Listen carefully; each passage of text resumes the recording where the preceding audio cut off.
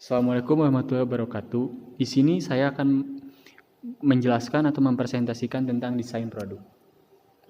Di sini izinkan saya memperkenalkan diri dulu. Nama saya Muhammad Abi Rafdi dari kelas 4D Manajemen. Menurut Kotler dan Armstrong, produk adalah segala sesuatu yang ditawarkan ke pasar untuk mendapatkan perhatian, dibeli, dipergunakan, dan yang dapat memuaskan kebutuhan dan keinginan konsumen. Kemudian yang kedua ada atribut produk.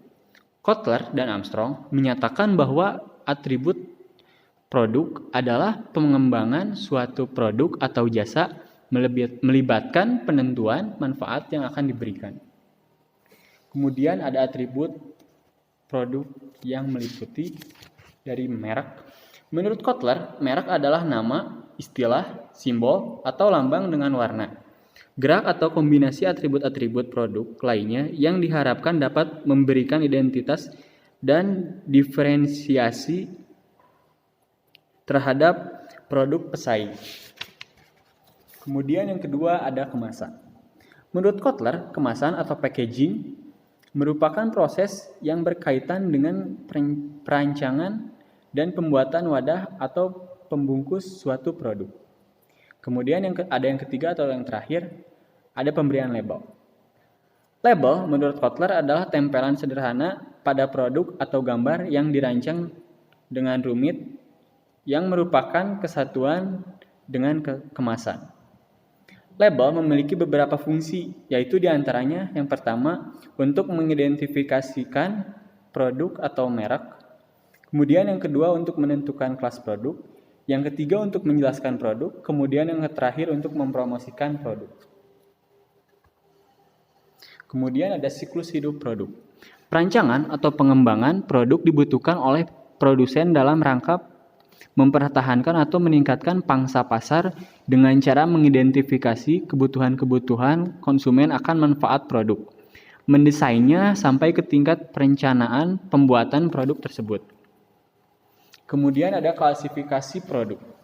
Produk konsumen adalah apa yang dibeli oleh konsumen akhir untuk konsumsi pribadi. Produk sehari-hari adalah produk yang dibeli oleh konsumen yang pembeliannya sering, seketika, hanya sedikit, membandingkan dan usahanya minimal. Kemudian yang kedua ada produk shopping. Adalah produk konsumen yang lebih jarang dibeli sehingga konsumen lebih banyak mencermati tentang kesesuaian produk yang dibeli.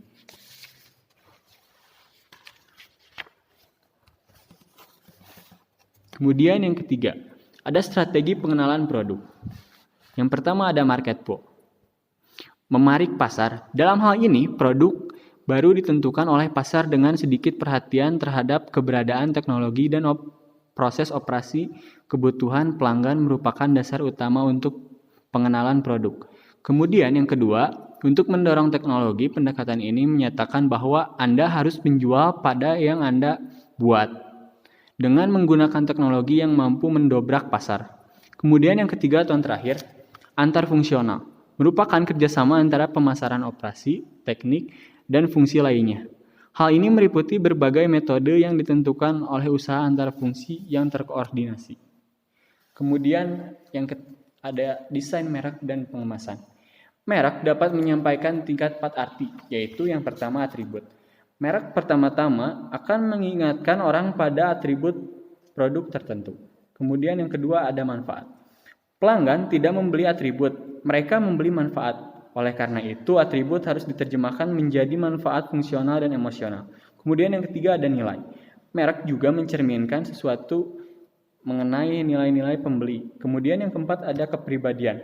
Merek juga menggambarkan kepribadian. Kemudian ada pembuatan label. Fungsi label adalah label mengidentifikasi produk atau merek. Label dapat menguraikan beberapa hal mengenai produk. Siapa yang membuat, di mana dibuat, kapan dibuat, apa isinya, bagaimana sebaiknya digunakan, dan bagaimana menggunakannya dengan aman. Kemudian yang ketiga, label dapat mempromosikan produk dengan gambar menarik. Kemudian yang keempat atau yang terakhir, label mungkin juga mengklasifikasikan produk. Kemudian ada pelayanan. Perusahaan apapun harus menyusun dan mengembangkan jasa pelayanan pada pelanggan. yang memang diingini oleh para pelanggannya. Jasa pelayanan ini juga harus efektif dalam memenangkan persaingan. Maka di sini beberapa keputusan harus diambil seperti keputusan tentang jenis pelayanan, pokok yang akan ditawarkan, seberapa lengkap setiap pelayanan, akan disajikan serta bentuk dari masing-masing pelayanan tersebut. Sekian dari saya, Muhammad Abi Abdi. Assalamualaikum warahmatullahi wabarakatuh.